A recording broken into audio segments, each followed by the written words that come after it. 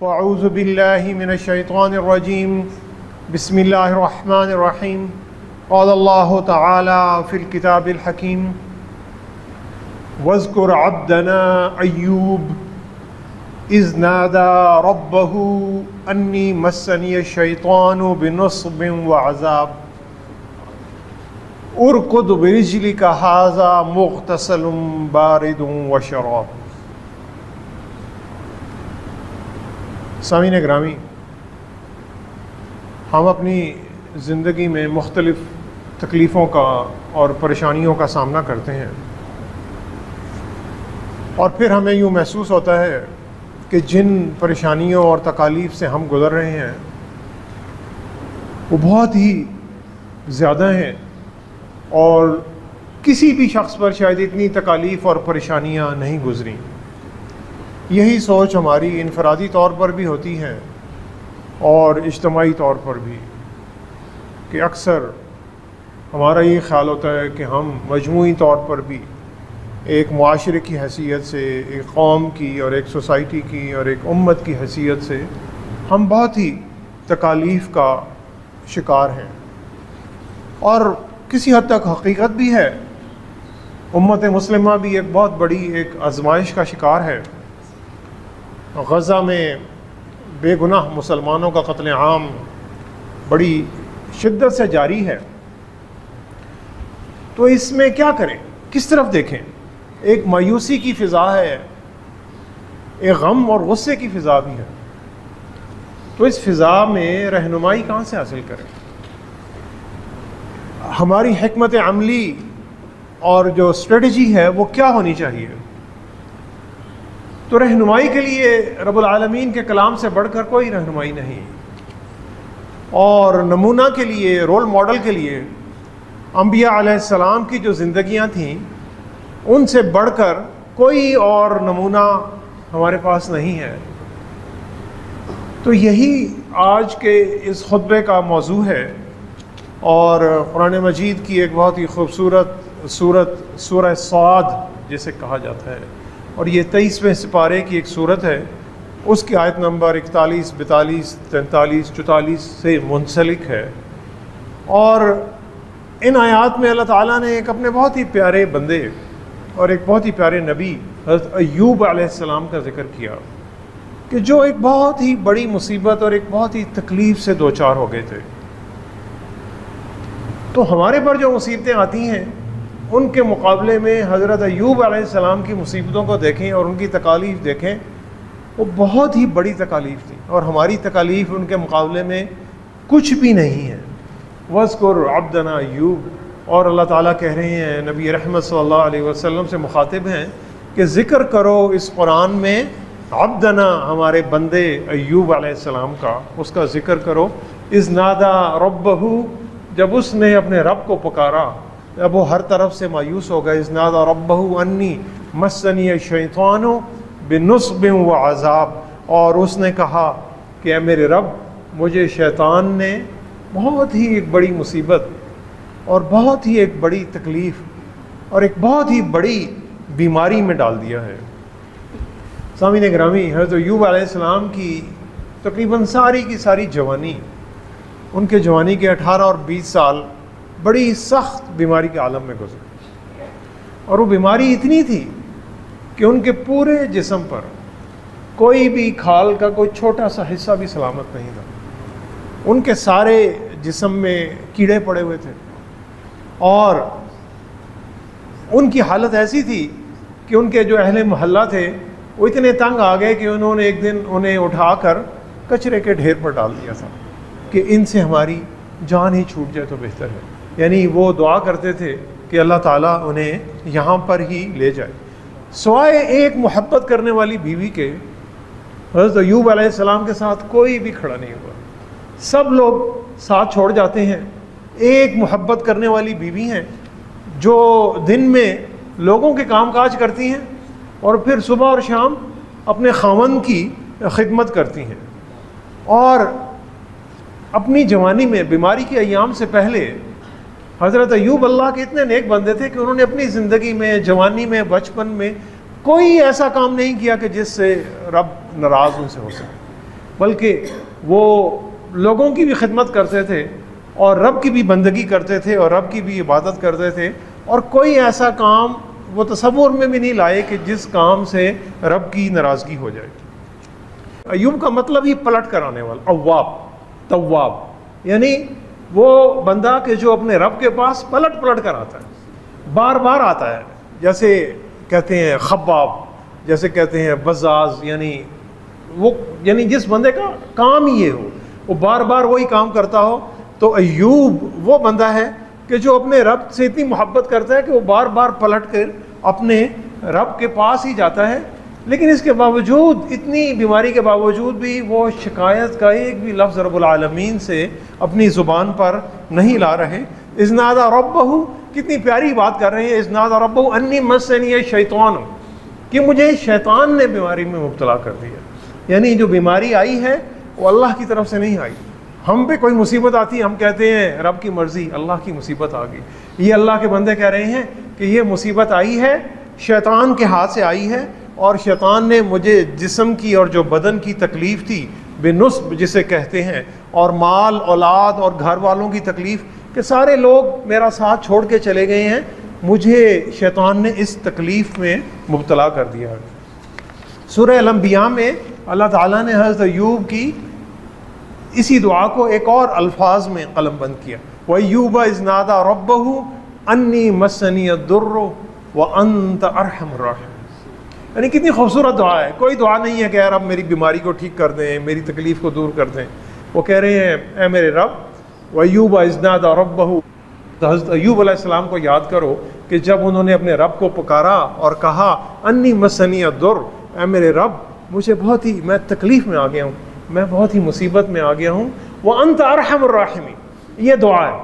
دعا یہ ہے کہ اے رب آپ سب رحم کرنے والوں سے بڑھ کر رحم کرنے والے، یعنی یہی دو لفظوں کی دعا ہے کہ میں بہت پریشانی میں ہوں، میں بہت ہی تکلیف میں ہوں، جسمانی تکلیف بھی ہے، مالی تکلیف بھی ہے، گھر والے بھی چھوڑ گئے، سب ساتھ چھوڑ گئے، کوئی ساتھ نہیں کھڑا ہوا، سخت تکلیف میں میرے دن اور رات گزر رہے ہیں، اور اے میرے رب آپ سب رحم والوں سے بڑھ کر رحم کرنے والے ہیں۔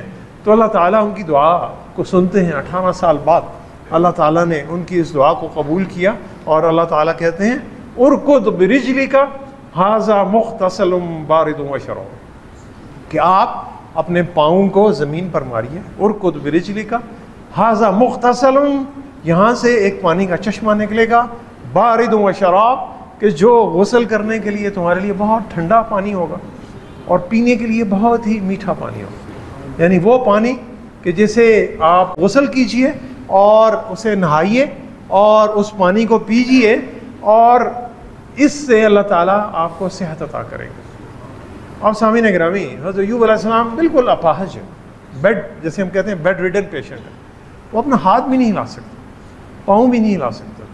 اب رب العالمین اسے کہہ رہے ہیں آپ اپنے پاؤں کو زمین پر ماریے۔ رب العالمین چاہتے تو ان کے لیے چشمہ بغیر اس حکم کے بھی جاری کر سکتے تھے، رب العالمین کے لیے تو کوئی مسئلہ نہیں، لیکن رب العالمین انہیں ایک حکمت عملی بتا رہے ہیں، انہیں ایک عمل بتا رہے ہیں کہ کوشش کیجئے اور اپنے پاؤں کو زمین پر ماریے، جتنی بھی طاقت اللہ نے دی ہے، جتنی بھی صلاحیت اللہ نے دی ہے، اس صلاحیت کو استعمال کرتے ہوئے آپ اپنے پاؤں کو زمین پر رکھیے۔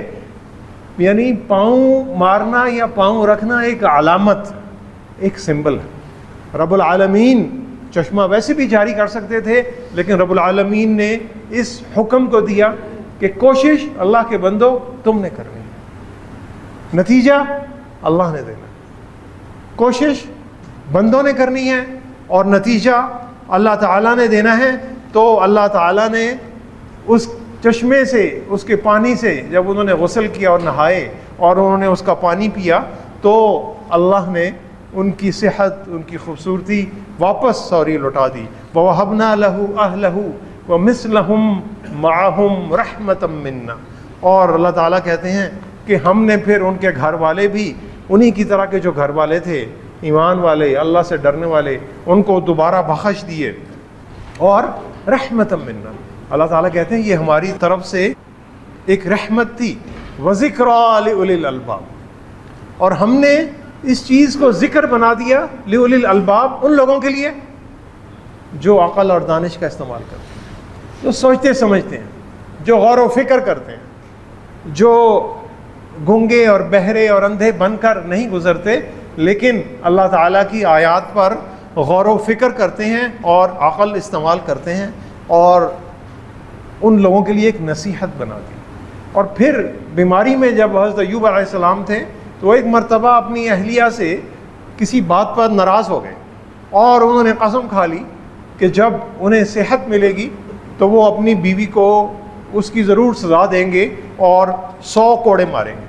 تو اللہ تعالیٰ اگلی آیت میں ان سے ایک بڑا خوبصورت کلام کر رہے ہیں کہ آپ کی جو اہلیہ ہیں وہ بہت ہی وفادار تھیں، بہت ہی جانثار تھیں، انہوں نے آپ کی اتنی خدمت کی ہے، اب آپ ٹھیک ہو گئی ہیں تو آپ کی اہلیہ اس سلوک کی بالکل اس سلوک کے قابل نہیں ہے جو سلوک آپ نے سوچا تھا اور جس سلوک کی آپ نے ان سے قسم کھائی تھی۔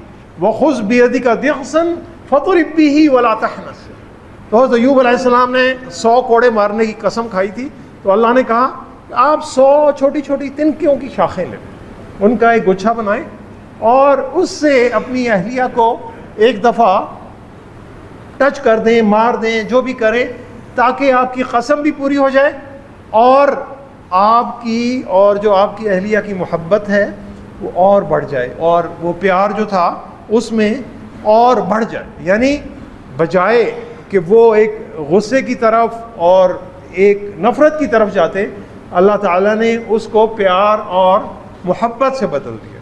تو سامعین گرامی، جو پیار اور محبت ہے وہ الفاظ سے زیادہ عمل سے ظاہر ہوتی ہے۔ یعنی کسی کو یہ کہنا کہ میں آپ سے بہت پیار کرتا ہوں، میں آپ کو بہت مس کرتا ہوں، میں آپ سے بہت محبت کرتا ہوں، یہ ٹھیک ہے اپنی جگہ، لیکن محبت تو وہ ہے جو ماں اپنے بچے کے ساتھ کرتی ہے، اس کی دیکھ بھال کرتی ہے، اس کی پرورش کرتی ہے، اسے پالتی پوستی ہے، اسے چلنا سکھاتی ہے، اسے بولنا سکھاتی ہے، پھر والدین اسے پڑھنا سکھاتے ہیں۔ یہ وہ محبت ہے کہ جس کا عملی اظہار ہے۔ پھر اس کے بعد اگلی آیت میں اللہ تعالیٰ کیا کہہ رہے ہیں؟ وَاذْكُرْ عِبَادَنَا إِبْرَاهِيمَ وَإِسْحَاقَ وَيَعْقُوبَ أُولِي الْأَيْدِي وَالْأَبْصَارِ، اور اے نبی صلی اللہ علیہ وسلم آپ ذکر کریں، آپ قرآن مجید میں ذکر کریں عبادنا، ہمارے ان بندوں کا۔ کن بندوں کا؟ حضرت ابراہیم علیہ السلام کا، حضرت اسحاق علیہ السلام کا جو ابراہیم علیہ السلام کے بیٹے تھے، اور پھر ذکر کریں حضرت یعقوب علیہ السلام کا کہ جو حضرت اسحاق کے بیٹے تھے، یعنی جن کے دادا حضرت ابراہیم علیہ السلام تھے اور پھر حضرت یعقوب کے بیٹے حضرت یوسف علیہ السلام تھے۔ تو آپ ذکر کریں اس کتاب میں میرے ان بندوں کا، حضرت ابراہیم علیہ السلام کا، ان کے بیٹے حضرت اسحاق علیہ السلام کا، اور ان کے بیٹے حضرت یعقوب علیہ السلام کا۔ اور یہ کون لوگ تھے؟ اولی الایدی والابصار، یہ وہ لوگ تھے کہ جو صاحب قوت تھے، جو صاحب قوت اور صاحب بصیرت۔ اولی الایدی صاحب قوت، صاحب طاقت، اور ابصار صاحب بصیرت، یعنی یہ صاحب استطاعت تھے، یہ صاحب صبر و استقامت تھے، یہ صاحب محنت و دیانت تھے، یہ صاحب ہنر اور تجارت تھے، یہ صاحب غیرت اور شجاعت تھے، ولی الابصار، اور یہ صاحب بصیرت تھے۔ انہیں یہ بھی پتہ تھا کہ 2000 سال بعد کیا ہوگا۔ ابراہیم علیہ السلام نے اللہ کے حضور دعا کی تھی کہ اے اللہ میری امت میں سے ایک نبی دیجیے گا، اور حضرت ابراہیم علیہ السلام کی یہ دعا 2500 سال بعد قبول ہوئی تھی کہ جب نبی رحمت صلی اللہ علیہ وسلم بنی اسماعیل میں سے آتے ہیں اور مکہ کے لوگوں کو اللہ کا پیغام ڈلیور کرتے ہیں۔ یعنی یہ وہ لوگ صاحب بصیرت تھے کہ جو 1000 اور 2000 اور 3000 سال آگے کی جنہیں نظر آتا تھا اور جن کی بصیرت اتنی تھی۔ یہ لوگ صاحب لیاقت تھے، یہ لوگ صاحب مہارت تھے، یہ لوگ صاحب جدت تھے، اور یہ لوگ صاحب حکمت تھے، اور مستقبل کے بارے میں ان کی ایک بصیرت تھی، ان کی ایک حکمت عملی ان کے پاس تھی، اور ان کے پاس ایک پلان ہوتا تھا۔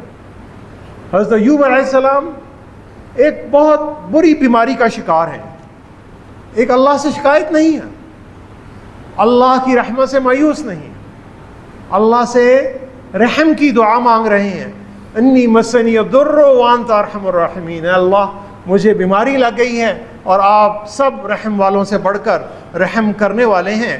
تو اللہ تعالیٰ نے ان کی دعا قبول کر کے ان کی بیماری کو دور کر دیا، لیکن بیماری دور کرنے کے لیے اللہ نے انہیں ایک عمل کا طریقہ بتایا۔ وہ عمل کا طریقہ کیا ہے؟ ارکض برجلک، کہ اپنے پاؤں کو زمین پر ماریے، اور جب آپ یہ کام کریں گے تو ایک ٹھنڈے اور ایک میٹھے پانی کا چشمہ نکلے گا، اس پانی کو آپ پئیں، اس پانی سے آپ نہائیں اور آپ صحت یاب ہو جائیں۔ اب سامعین گرامی، ایک بستر پر پڑے ہوئے اس آدمی کے لیے جو ہاتھ پاؤں ہلا نہیں سکتا، اس آدمی کے لیے اپنے پاؤں کو زمین پر مارنا ایسا ہی ہے کہ جیسے ایک صحت مند آدمی کے لیے تقریباً 5-10 کلومیٹر روز پیدل چلے، شاید یہ اس سے بھی زیادہ مشکل ہے۔ لیکن اللہ تعالیٰ وہاں پر بھی ایک عمل کا حکم دے رہے ہیں کہ آپ نے ایک عمل کرنا، کیونکہ جب آپ عمل کریں گے تو آپ میں ایک طاقت آئے گی، آپ میں ایک حرکت آئے گی، آپ میں ایک جذبہ آئے گا، آپ میں ایک بصیرت آئے گی۔ اب بصیرت کیا ہے؟ جیسے ہم کہتے ہیں یار یہ جو بندہ ہے یہ بڑا ویژنری شخص ہے، یہ بڑی دور کی دیکھ لیتا ہے، تو کیا یہ بچپن سے ہی ویژنری تھا؟ بچپن سے تو کوئی ویژنری نہیں ہوتا، پیدا تو سارے بچے ہی ہوتے ہیں۔ تو جب بڑے ہوتے ہیں وہ پھر جو اللہ کا دیا ہوا علم ہے اس علم کو سیکھتے ہیں، اسے پڑھنے کی کوشش کرتے ہیں، پھر آگے دیکھنے کی کوشش کرتے ہیں۔ یہ ایسے ہی ہے کہ جیسے ہم کہیں باہر جا رہے ہیں، پہاڑی پہ جا رہے ہیں، تو جب نیچے آپ ہموار سطح پہ کھڑے ہیں تو آپ تھوڑی دور تک 100 میٹر تک دیکھ سکتے ہیں، زیادہ دور نہیں دیکھ سکتے، آپ کی نظر ہی کام نہیں کرتی۔ پھر پہاڑ پر تھوڑا سا اوپر چلتے ہیں، تھوڑی سی بلندی پر جاتے ہیں تو تھوڑا دور تک نظر آنا شروع ہو جاتا ہے، تھوڑا بلندی پر اور جاتے ہیں، تھوڑا اور دور تک نظر آنا شروع ہوتا ہے۔ جب پہاڑ کی چوٹی پر پہنچتے ہیں، منال گاؤں تک پہنچتے ہیں، آپ کو پورا اسلام آباد نظر آتا ہے۔ تو آپ نے محنت کی، آپ نے ایک عمل کیا، آپ کی ایک اسٹریٹجی تھی، کہ ایک حکمت عملی تھی کہ میں نے اوپر جانا ہے، تو اللہ نے آپ کی بصیرت کو بڑھا دیا۔ اور اگر آپ زمین پہ ہی رہیں تو بصیرت وہیں کی وہیں ہے، اس سے آگے نہیں جا سکتی۔ تو بصیرت انسان کی بڑھتی ہے عمل کے ساتھ۔ تو جب بصیرت اور عمل ملتی ہے تو یہ حکمت بنتی ہے، اور اس حکمت کو اللہ نے کہا کہ یؤتی الحکمت من یشاء، ہم جسے چاہتے ہیں حکمت عطا کرتے ہیں، ومن یؤت الحکمت فقد اوتی خیرا کثیرا، اور جسے حکمت مل گئی اسے بہت زیادہ خیر مل گئی۔ یعنی دنیا کی ساری چیزیں ایک طرف، اور جو انسان کو جو دانائی کہ جو اسے عمل اور علم کو ملا کر اسے ملتی ہے اور اس کی جو بصیرت بڑھتی ہے، یہ ایک بہت بڑی ایک رحمت ہے کہ جو اللہ تعالیٰ اسے عطا کرتے ہیں۔ تو سامعین گرامی، مسلمان صاحب بصیرت ہوتا ہے، وہ انبیاء علیہ السلام کی سنت پر چلتا ہے، اور صاحب بصیرت ہوتا ہے، اور صاحب بصیرت بننے کے لیے اسے صاحب علم بننا پڑتا ہے، اور اسے صاحب قوت بننا پڑتا ہے۔ وہ صرف جہاد کا نعرہ نہیں لگاتا، اس کی ساری زندگی جہاد ہوتی ہے، اس کا ہر لمحہ جہاد ہے، اس کا ہر زندگی کا لمحہ جو اللہ کی راہ میں ہے اور اللہ تعالیٰ اور نبی کریم صلی اللہ علیہ وسلم کے فرمان کے مطابق چل رہا ہے، تو وہ عین جہاد ہے۔ حضرت ابو ہریرہ رضی اللہ تعالیٰ عنہ فرماتے ہیں کہ ایک دن ہم پہاڑ کے کسی دامن میں نبی رحمت صلی اللہ علیہ وسلم کے ساتھ بیٹھے تھے، تو ایک گھاٹی سے ایک بہت خوبصورت اور ایک بڑا توانا اور طاقتور جوان چلتا ہوا آیا، اور بڑی تیزی سے چلتا ہوا آ رہا تھا۔ تو ہم میں سے کچھ صحابہ نے کہا کہ کاش یہ نوجوان اپنی اس جوانی کو اور اپنی اس خوبصورتی کو اللہ کی راہ میں خرچ کر۔ تو نبی رحمت صلی اللہ علیہ وسلم نے فرمایا کہ اللہ کا راستہ صرف یہ نہیں ہے کہ اللہ کی راہ میں لڑتے ہوئے شہید ہو جائے۔ آپ صلی اللہ علیہ وسلم نے فرمایا کہ جس نے اپنے والدین کی خدمت کی وہ بھی اللہ کے راستے میں ہے۔ آپ نے فرمایا کہ جس نے اپنے گھر والوں پر خرچ کیا، کہ جو رزق حلال کماتا ہے اور اپنے گھر والوں پر خرچ کرتا ہے وہ بھی اللہ کے راستے میں ہے۔ آپ صلی اللہ علیہ وسلم نے فرمایا کہ جس نے اپنے آپ کو پاکیزہ بنانے کی کوشش کی، یعنی جو اپنے آپ کو بہتر بنانے کی کوشش کرتا رہا، وہ بھی اللہ کے راستے میں ہے۔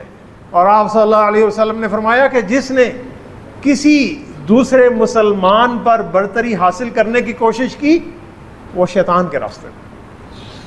تو اللہ کے راستے، جو بھی راستہ، حلال کا راستہ، رزق حلال کا راستہ، والدین کی خدمت کا راستہ، گھر والوں کی کفالت کا راستہ، دوسروں کی مدد کرنے کا راستہ، اپنے آپ کو بہتر سے بہتر بنانے کا راستہ، یہ سارے راستے سامعین گرامی یہ اللہ کی راہ کے راستے ہیں، یہ کسی اور کی راہ کے راستے نہیں ہیں۔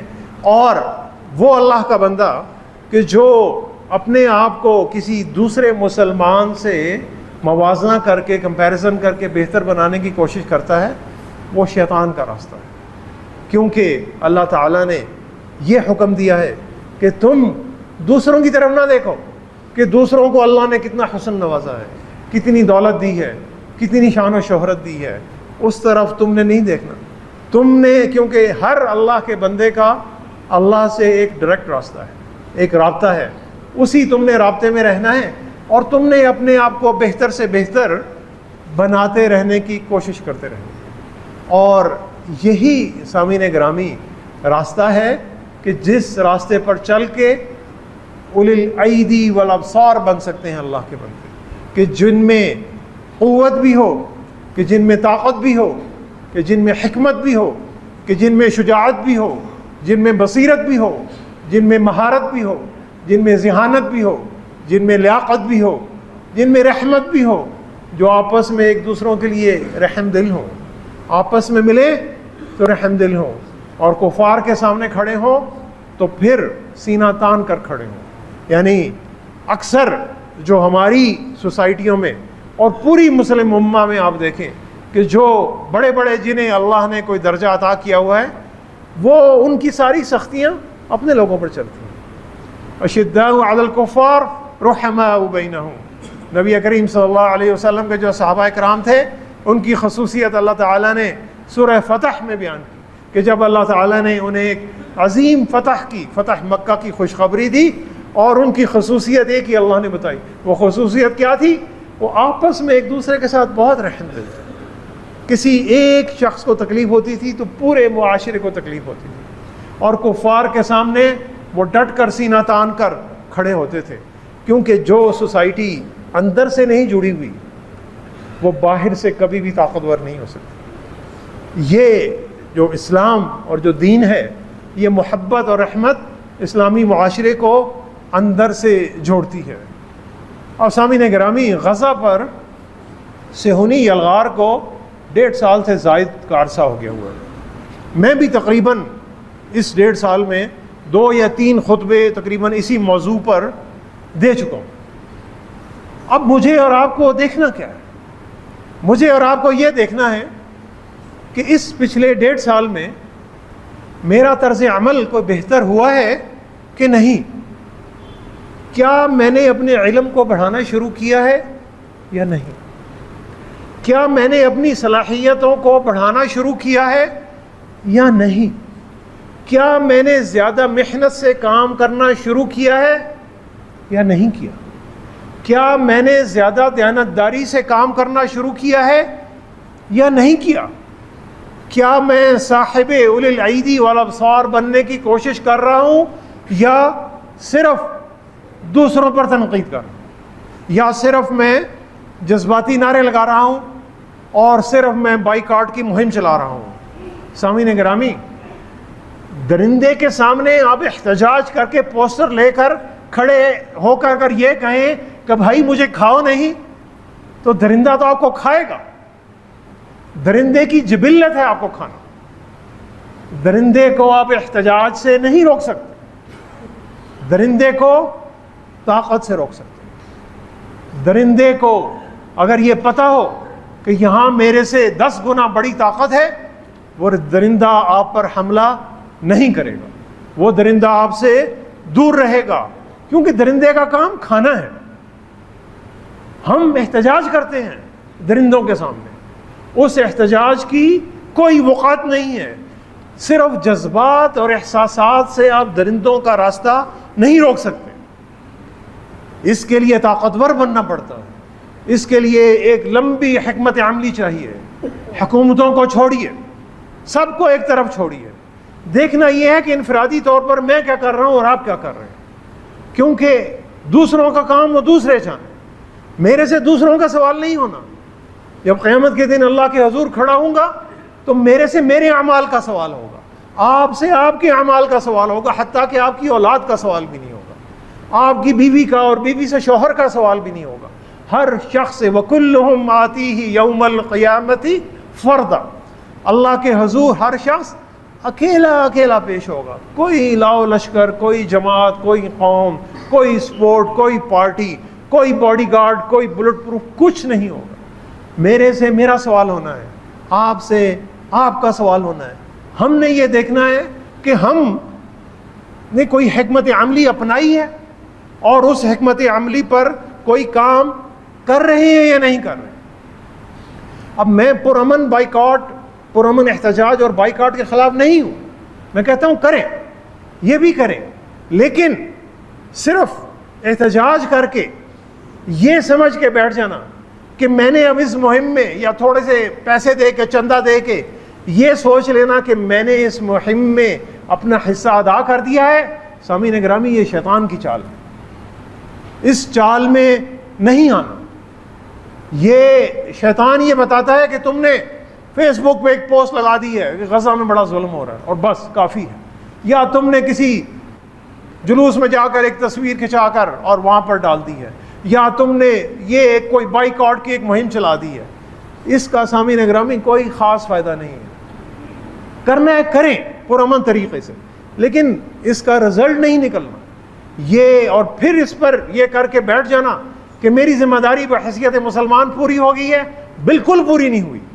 قیامت کے دن وہی معصوم بچے اور وہی معصوم شہید وہ پوچھیں گے آپ سے کہ ہمارے ان بھائیوں اور بہنوں نے ہمارے لیے کیا کیا. تو پھر میں کیا منہ دکھاؤں اور آپ کیا منہ دکھائیں گے کہ میں نے 4 پوسٹیں لگائی تھی، کہ میں نے ایک احتجاج میں شرکت کی تھی اور ایک پلے کارڈ لے کر کھڑا ہوا تھا. سامعین گرامی، اللہ کے ہاں یہ چال نہیں چلے گی. چال وہ چلے گی کہ جو میں پوری زندگی اس چال کو اپناؤں گا اور اپنی زندگی کا حصہ بناؤں گا. تو سامعین گرامی، شور سے فائدہ نہیں ہوگا، شعور سے فائدہ ہوگا. اس شعور کو جگانے کی ضرورت ہے. اپنی پوری زندگی اولي الأيدي والابصار بننے کی ضرورت ہے، صاحب قوت بننے کی ضرورت ہے، صاحب بصیرت بننے کی ضرورت ہے، صاحب صلاحیت بننے کی ضرورت ہے، صاحب علم بننے کی ضرورت ہے، صاحب حکمت بننے کی ضرورت ہے. نعرے بازی کم کریں اور صلاحیت سازی میں اپنا وقت لگائیں، اور رد عمل میں نہیں، مستقبل کی تیاری میں لگائیں. کیونکہ یہ جنگ نسلوں تک چلنی ہے. یہ میری زندگی میں، آپ لوگوں کی زندگی میں نہیں ہونی، لیکن یہ اللہ کا وعدہ ہے. انشاءاللہ بیت المقدس ضرور آزاد ہوگا. آج نہیں آزاد ہوگا، 100 سال بعد آزاد ہوگا، 200 سال بعد آزاد ہوگا، لیکن ہم نے اس میں اپنا حصہ ڈالنا ہے. غزہ کا غم حقیقی ہے، غصہ جائز ہے، لیکن غم اور غصے سے کامیابی نہیں ملتی، نعروں سے کامیابی نہیں ملتی، عمل سے ملتی ہے. جس طرح حضرت ایوب علیہ السلام نے اپنا پاؤں زمین پر لگایا تو اللہ نے چشمہ جاری کیا، اسی طرح اور حضرت ابراہیم علیہ السلام اور حضرت اسحاق علیہ السلام اور حضرت یعقوب علیہ السلام اولی الایدی والابصار کہ جنہوں نے قوت حاصل کی اور اللہ تعالیٰ نے انہیں صاحب بصیرت اور ویژنری بنایا، تو ہمیں صاحب قوت، صاحب ہنر، صاحب مہارت، صاحب تجارت، صاحب لیاقت، صاحب مہارت اور جدت اور صاحب حکمت اور بصیرت بننا ہے. سامعین گرامی، یہی اولی الایدی والابصار ہے. اسی سے درندوں کا راستہ روکا جا سکتا ہے. درندوں کا راستہ احتجاج سے نہیں روکا جا سکتا. دعا کریں کہ اللہ تعالیٰ ہمیں، مجھے اور آپ کو ہر روز کم سے کم 5 یا 10 منٹ کوئی بھی نیا علم اللہ تعالیٰ ہمیں سیکھنے کی توفیق عطا فرمائے، اور اللہ تعالیٰ ہم سب کو جو بھی یہ علم ہم سیکھ رہے ہوں، اس علم کو اپنی اپنی زندگیوں میں اپنے فائدے کے لیے، اپنے اہل و عیال کے فائدے کے لیے اور دوسرے لوگوں کے فائدے کے لیے اس علم کو استعمال کرنے کی توفیق عطا فرمائے۔ صدق اللہ العلی العظیم ونفعنی وإیاکم بآیاتہ والذکر الحکیم، انہ تعالی جواد کریم ملک برء رؤوف الرحیم۔